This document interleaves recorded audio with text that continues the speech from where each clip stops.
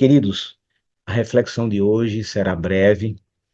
Daqui a pouco eu tenho um compromisso, mas eu desejo que esses poucos momentos que vamos passar aqui, que o Espírito Santo fale ao nosso coração, tá bom?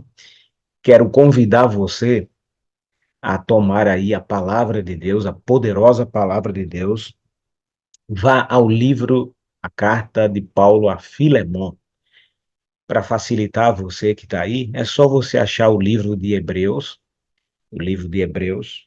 Você achando Hebreus, é só voltar aí e você vai encontrar a carta de Paulo a Filemon. Ela é tão pequena que não tem capítulos, só são versículos. São 25 versículos, essa carta de Paulo a Filemon. Ache Hebreus, como eu te falei, achando Hebreus, você vai encontrar Filemon, tá bom? Imagino que já encontraram. Deixa-me falar algumas coisas sobre essa carta. É uma curiosidade aqui, tá? Eu gosto de anotar na minha Bíblia algumas curiosidades e eu anotei algumas sobre essa carta e queria compartilhar aqui com vocês. Por exemplo, na nossa Bíblia, pelo menos na versão que eu estou, que é a revista atualizada, diz assim: Epístola de Paulo a Filemon. A maioria dos comentaristas concordam que deveria, ou melhor seria, se fosse carta mesmo, carta, porque denota uma questão mais pessoal. Por quê? Porque Paulo escreveu poucas cartas pessoais dirigidas a pessoas. Ele escreveu a Timóteo, primeira e segunda carta a Timóteo, escreveu a Tito e escreveu a Filemão. Então são chamadas cartas pastorais, ok? E outra curiosidade é que essa carta que Paulo escreveu aqui, ela é chamada de carta, entre as cartas, cartas da prisão. Por quê? Porque quando Paulo escreveu essa carta a Filemão, ele estava prisioneiro em Roma, uma espécie de prisão domiciliar. E foi lá que ele escreveu essa carta para Filemão. E eu queria convidar você para a gente refletir um pouquinho nessa carta. E quem já me ouviu pregar em outros momentos sabe que eu gosto muito dessa expressão aqui, ó. Vamos colocar as lentes do grande conflito. O que significa esse convite que eu estou te fazendo para colocar as lentes do grande conflito? É ler a história e, ao ler a história, eu trazer a história para a minha realidade hoje. Permitir, sabe, Gilma, estou te vendo aqui, que eu não vejo apenas uma carta de Paulo a uma pessoa lá atrás no passado, mas como se fosse a mim. Eu fosse os protagonistas aí dessa história, sabe? E o que é que ela tem a ver comigo hoje, nessa história entre o bem e o mal, no grande conflito, né, descrito aí pelo Espírito de Profecia. Não apenas o livro com o nome O Grande Conflito, mas essa luta entre o bem e o mal que existe nesse universo. O que é que essa carta tem a ver com tudo isso? Quando eu leio com essa visão do grande conflito, ela se torna relevante. Porque eu confesso para vocês que já li a carta de Paulo a Filemon, muitas vezes sem as lentes do grande conflito, e ela não foi para mim tão tocante, tão marcante, tão relevante quanto é hoje, quando eu leio com as lentes do grande conflito. Posto tudo isso, vamos lá, vamos ler com as lentes do grande conflito? Pegue aí a sua Bíblia, a palavra de Deus, e vamos ler. Então ela começa assim: Paulo, prisioneiro de Cristo Jesus, e o irmão Timóteo, ao amado Filemon, também nosso colaborador. Vamos dar uma pausa aqui e vamos pensar. Paulo, prisioneiro de Cristo Jesus, e o irmão Timóteo. Agora a gente já percebe que Paulo não está sozinho escrevendo a carta. Paulo tem aí a companhia, a princípio aí nesse verso primeiro, de Timóteo. Aí vem as possibilidades. possibilidades é que, desde aquele encontro que Paulo teve com Cristo no caminho de Damasco, ele ficou cego, e há quem concorde que, desde aquele momento lá, a visão de Paulo parece não ter ficado 100%. Paulo já estava com uma certa idade, tinha sofrido bastante já, e entende-se que ele estava com dificuldade de escrever. E ele tem a assistência de Timóteo para escrever essa carta a Filemon, ok? Então essa é mais ou menos a ideia. Então imagina Paulo ditando, já meio idoso, e Timóteo escrevendo. Certamente Timóteo escrevia muito bem e Paulo está ali tendo a assessoria dele, né? Assim como o pastor Wagner tem a assessoria aqui de outros pastores. Então vamos lá. O conteúdo dessa carta é o que interessa nessa manhã aqui para a gente. Eu quero te convidar a descer um pouquinho e vai até o verso 8. Verso 8. Irmão Luciano Filho, eu creio que na sua Bíblia aí, em cima do verso 8, deve ter um título. Na minha tem aqui. O título é assim: Paulo intercede em favor de Onésimo. Ok? Paulo intercede em favor de Onésimo. Então vamos lá. Essa carta que Paulo está escrevendo para Filemon tem um objetivo central. O objetivo é que ele está intercedendo por Timóteo. O que é uma pessoa interceder por outra? Nós temos aí a nossa linguagem cristã, né? Oração intercessora, né? Interceder, interceda por mim, meu irmão, na oração, peça pelo meu filho, peça pelo meu esposo, pela minha esposa. A gente usa muito essa linguagem, né, cristã. E aqui Paulo está escrevendo, ele está intercedendo a favor de Onésimo.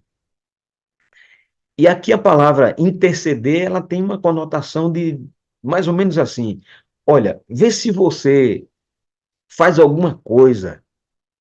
Eu estou escrevendo essa carta aqui para te pedir algo, né? A favor de Onésimo.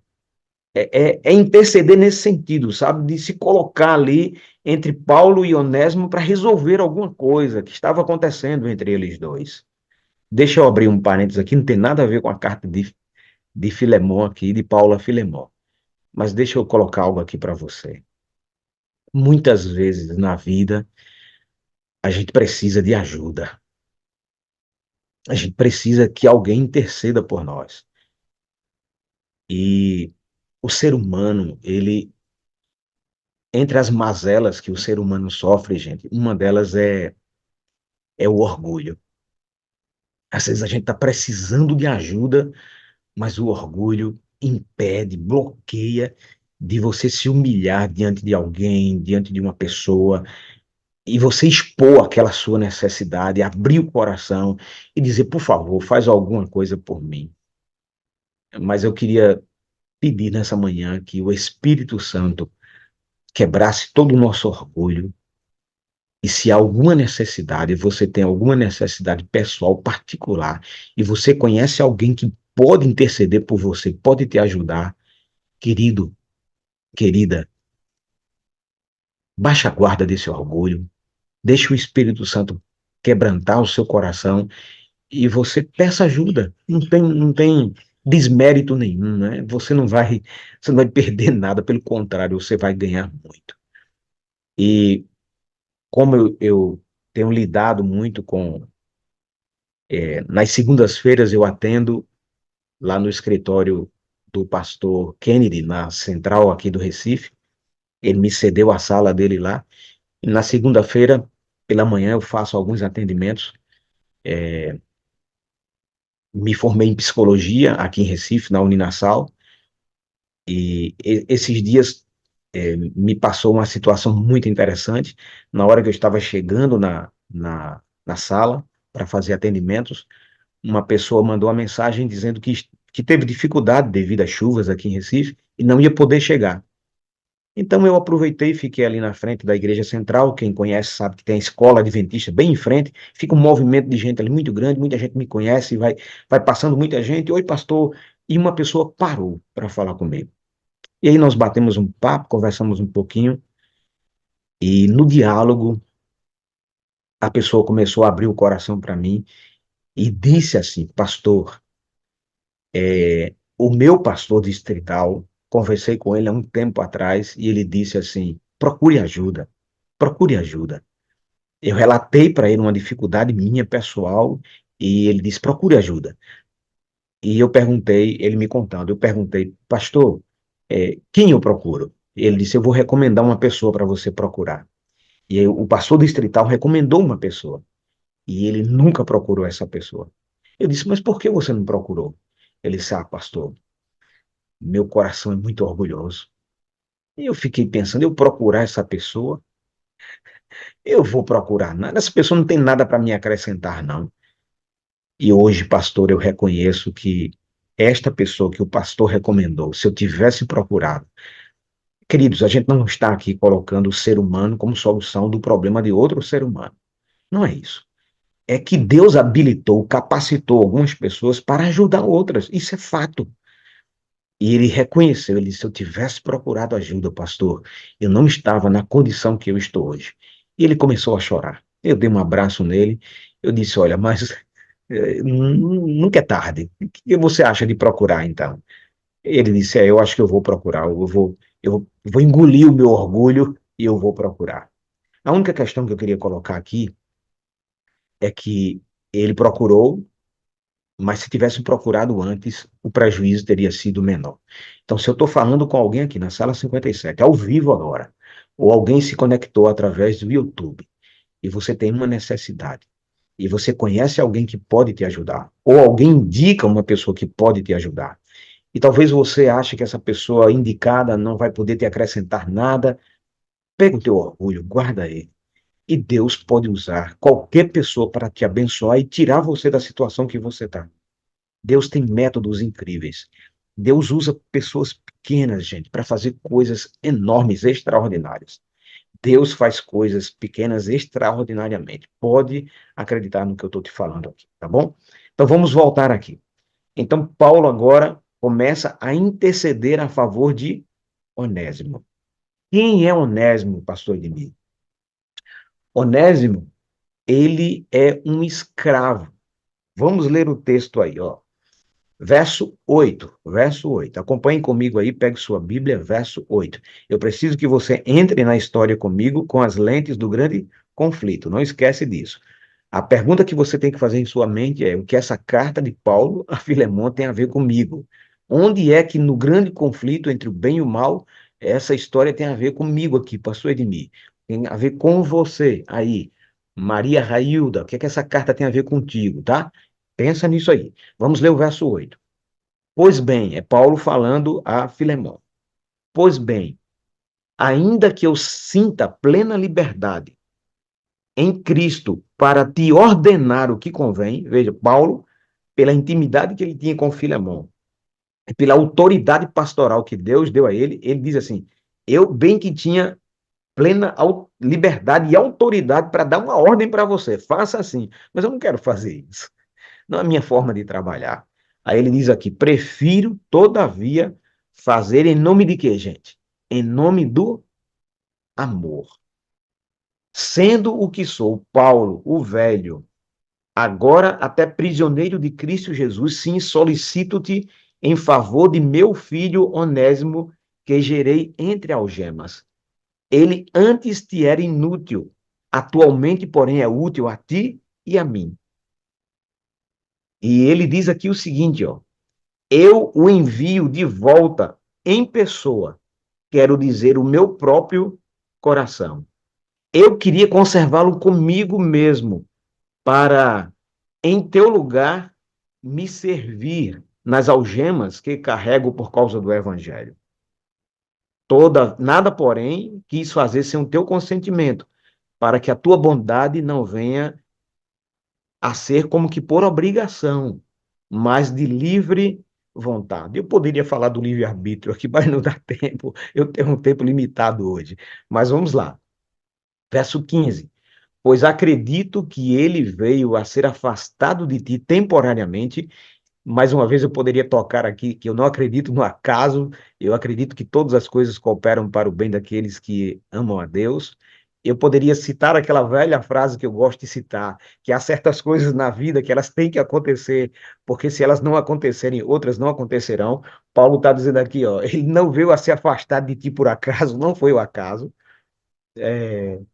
a fim de que o recebas para sempre, não como escravo, antes muito acima de escravo, como irmão caríssimo, especialmente de mim e de ti, e com maior razão de ti, quer na carne, quer no Senhor. Se, portanto, me consideras companheiro, recebe-o como se fosse a mim mesmo. Agora preste atenção nesse detalhe aqui. Verso 18. E se algum dano te fez, ou se te deve alguma coisa, lança tudo em minha conta. E agora o verso 19, importantíssimo. Eu, Paulo, de próprio punho, se eu estou certo, e os comentaristas também, que Timóteo estava ajudando Paulo a escrever a carta, nesse momento Paulo diz assim, Timóteo, me dá aqui essa parte da carta a Filemão, eu quero escrever de próprio punho, eu quero escrever, com a minha letra aqui com dificuldade, eu quero escrever. E ele escreve aqui, eu, Paulo, de próprio punho, o escrevo. Se Timóteo, se Filemão, Onésimo, perdão, Onésimo te deve alguma coisa, Filemão, eu de próprio punho escrevo: eu pagarei, eu, Paulo, pagarei, se ele te deve alguma coisa, para não te alegar que também tu me deves até a ti mesmo. Sim, irmão, que eu receba de ti no Senhor este benefício. Reanima-me o coração em Cristo. Vamos lá. Vamos agora tentar entrar nessa história com as lentes do grande conflito. Se a gente procurar detalhes na carta, a gente vai entender que Paulo e Filemão já se conheciam. E leva-nos a crer, o texto sagrado, que Paulo e Filemão se encontravam para estudar a palavra de Deus, tipo um PG, classe de coinonia, e eles já se conheciam de outras épocas. De certa forma, a gente entende que Paulo já tinha ajudado a Filemão em alguma área da sua vida, e talvez especialmente a área espiritual. E Paulo tinha uma certa autoridade sobre a vida de Filemão. Filemão era um dono de terras, proprietário de escravos, naquela época permitido, e entre os seus escravos tinha um escravo chamado Onésimo. E Onésimo cometeu uma falha, fez alguma coisa, a gente não sabe detalhes, talvez ele usurpou alguma coisa de Filemão e ele fugiu e foi para Roma. E lá em Roma, ele se escondeu em uma rua e de repente, eu estou agora parafraseando, tá? De repente, alguém chega para Onésimo e diz assim: Onésimo, nessa rua aqui onde a gente está, lá na frente tem um moço chamado Paulo. Você precisa ouvir esse moço falando das maravilhas de Deus. E Onésimo vai lá um dia e escuta Paulo pregar a mensagem. Paulo estava, de certa forma, entre algemas por causa da mensagem do Evangelho. Lembre-se disso, ele mesmo diz, né? Eu gerei esse meu filho, né? Entre algemas, na prisão. E aí Onésimo escuta a mensagem de Paulo e ele aceita a mensagem, aceita Jesus Cristo como seu Senhor e Salvador. E ele é batizado e ele passa a ajudar Paulo. Ele diz agora que Onésimo é útil para ele. De certa forma, eu creio que ele se torna um cooperador de Paulo nas suas dificuldades, junto com Timóteo. E aí, agora, no dia a dia, eles começam a conversar e Onésimo ajudar Paulo. Mas eu estou imaginando aqui, queridos, que um dia Onésimo procura Paulo e diz assim: Paulo, eu tenho algo para te falar. Eu tenho algo que eu preciso contar para você que eu não contei ainda. E aí Paulo diz: o que está acontecendo, Onésimo? O que é que está acontecendo? Onésimo diz: eu tô com um sentimento de culpa, estou carregando um fardo dentro de mim. Tem algo aqui na minha cabeça me incomodando. Deixa eu abrir aqui novamente um parêntese, né? Esses dias recebi a visita de um amigo de infância.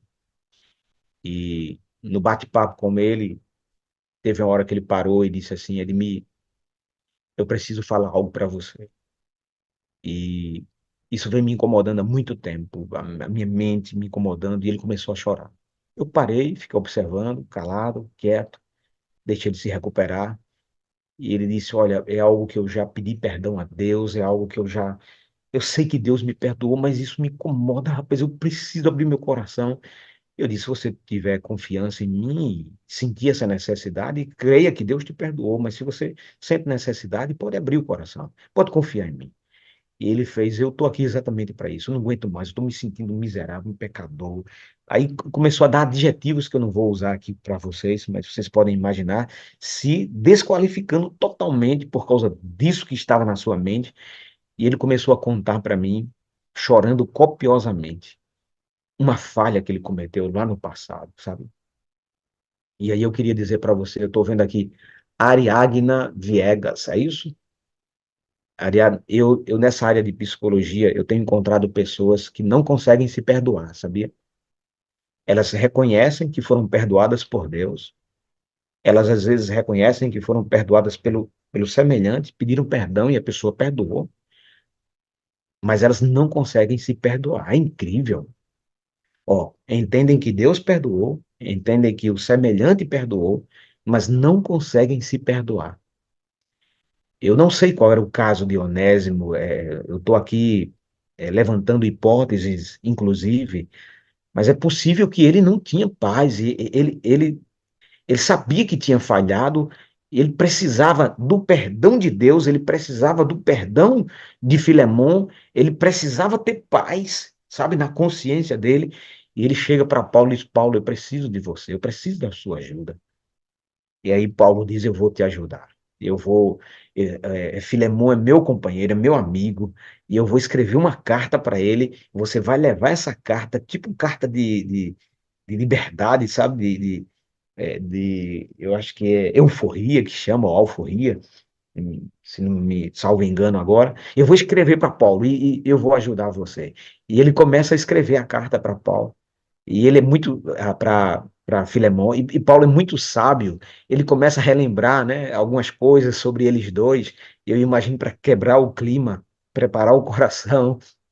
E ele chega e diz: olha, Filemão, estou te escrevendo aqui para te fazer um pedido a favor de um filho que eu gerei entre algemas.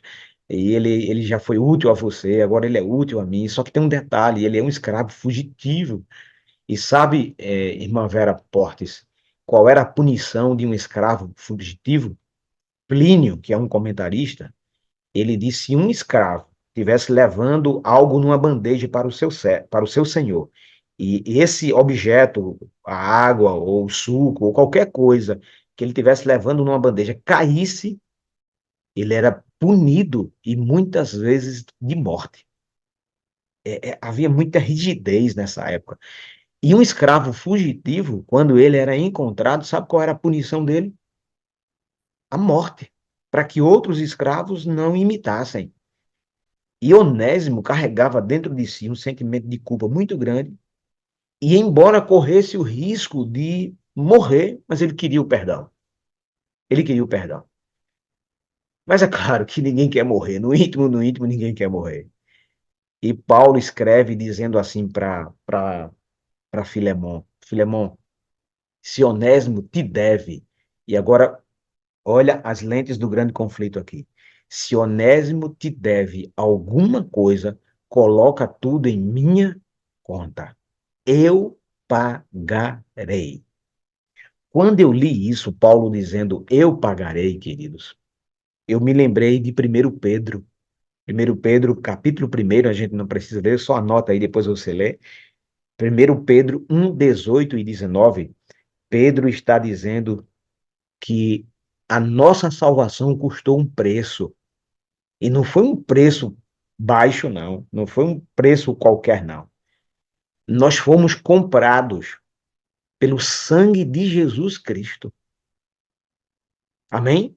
Nós fomos comprados pelo sangue de Jesus Cristo. O preço foi altíssimo. Ah, vocês sabem que lá na cruz do Calvário, quando Jesus estava lá de braços abertos, o João 19:30 diz isso, né? Jesus disse: está consumado.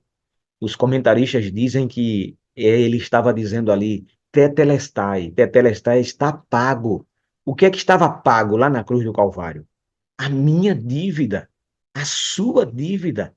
Essa carta de Paulo, se você olhar com o olhar do grande conflito, ela transcende, é uma carta de uma pessoa que está intercedendo por outra.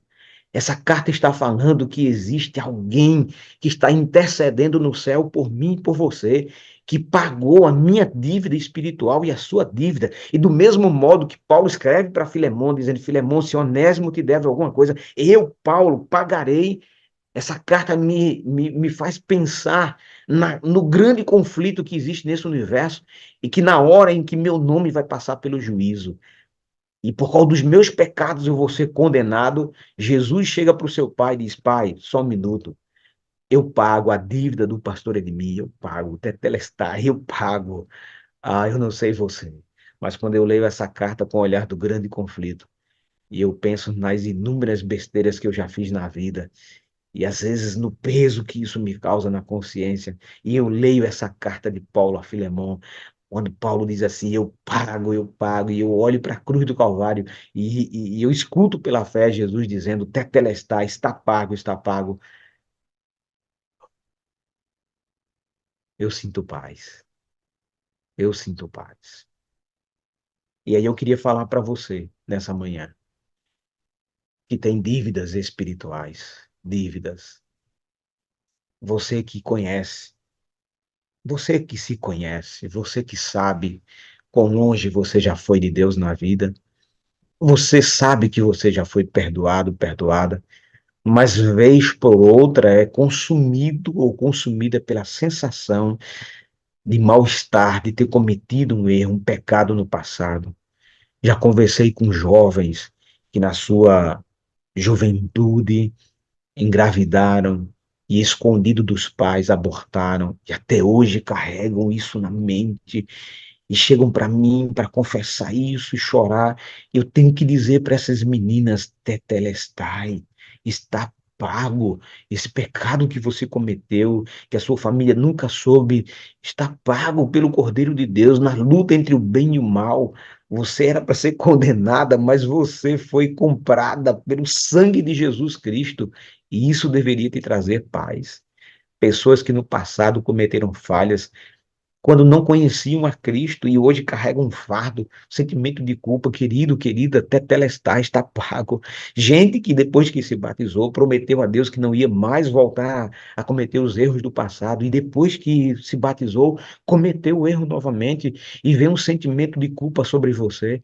Querido, se você olhar para a cruz do Calvário, se você pedir a Jesus Cristo que interceda por você junto ao Pai, ele pega a pena com a tinta do sangue dele e escreve lá: Pai, eu pago a dívida desse meu filho, dessa minha filha. Nessa manhã, eu gostaria de terminar a minha reflexão dizendo para você que está aqui conectado na sala 57, você, a sua vida, a sua salvação foi comprada pelo sangue de Jesus Cristo na cruz do Calvário. Não carregue sentimento de culpa. Sinta o perdão de Deus alcançando o seu ser. Nessa manhã, sinta aquela paz sobrenatural que vem do céu. Deixe Jesus tomar o controle, o comando da sua vida. Pare de lutar, pare de buscar alternativas para sentir paz. Vá a Cristo, peça a Ele: Jesus, intercede por mim junto ao Pai. Ele é o grande intercessor, o nosso intercessor no santuário celestial. A Cristo Jesus, toda honra, toda glória, todo louvor, toda majestade, porque um dia Ele pagou a minha dívida lá no Calvário. Pagou a sua dívida também. Amém? Louvado seja Jesus Cristo por isso. Amém. Pode orar conosco, pastor, por gentileza. Vamos orar, pastor Esmeralda. Oremos. Querido Senhor, muito obrigado, porque esta carta que Paulo escreveu a Filemon, quando ela lida com as lentes do grande conflito, a gente consegue enxergar algo que está além do relacionamento de Paulo e Filemon e Onésimo. Essa carta, na verdade, ela transcende aí o relacionamento entre seres humanos, e ela fala do relacionamento entre Deus e o ser humano, entre Jesus e o ser humano, entre o Espírito Santo e o ser humano. O Espírito Santo toca em nossa mente e nos faz reconhecer quem somos, os lugares onde andamos, os pecados que cometemos, mas nos aponta o caminho, a salvação. E nós vamos a Cristo e aceitamos pela fé o seu sacrifício, o seu sangue derramado na cruz do Calvário. Cristo vai ao Pai e diz: Pai, o pecado desse meu filho, dessa minha filha está pago, está consumado. Eu derramei o meu sangue para redimi-lo dos seus pecados. E quando nós aceitamos a Jesus Cristo como nosso Senhor e Salvador, o nosso pecado é perdoado. Muito obrigado, Senhor, por essa certeza, por essa convicção.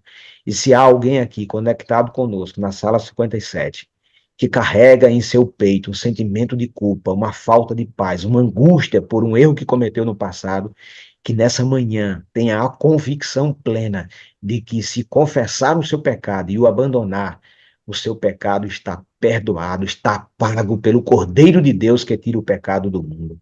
Muito obrigado por essa certeza, muito obrigado por essa convicção colocada em nosso coração nesta manhã.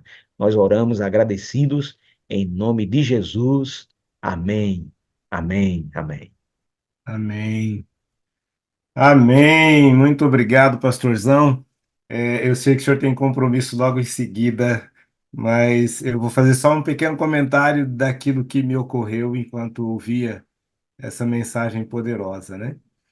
É, Tem pessoas que não procuram ajuda por N motivos, né? Ou por orgulho, ou por vergonha, ou pela insegurança de como o outro vai reagir, né? Daí nós temos também a responsabilidade das nossas ações quando alguém nos procurar, né?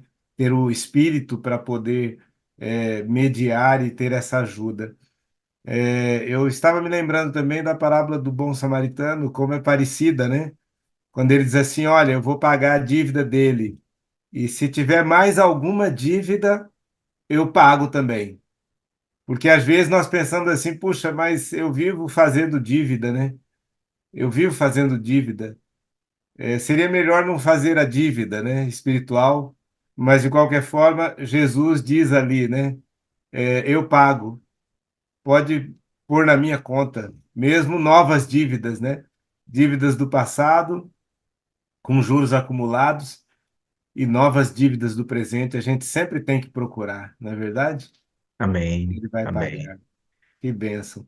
Muito obrigado, meu pastor. Amo o Senhor, preciso do Senhor para ser feliz. O Senhor é a parte visível de Deus e eu creio mais em Deus porque o Senhor existe. Um grande dia para o Senhor, satisfação imensa revê-lo. Grande abraço. Um abraço a todos. Muito bem, que mensagem poderosa, direto ao ponto, uma bênção, né? E como é bom saber que a nossa dívida está paga. Tetelestai, que Deus seja louvado. Eu vi aqui a vibração do Luciano quando o pastor falou, tá pago, e eu vi a vibração de tantos outros aqui também, né? Deus seja louvado por isso.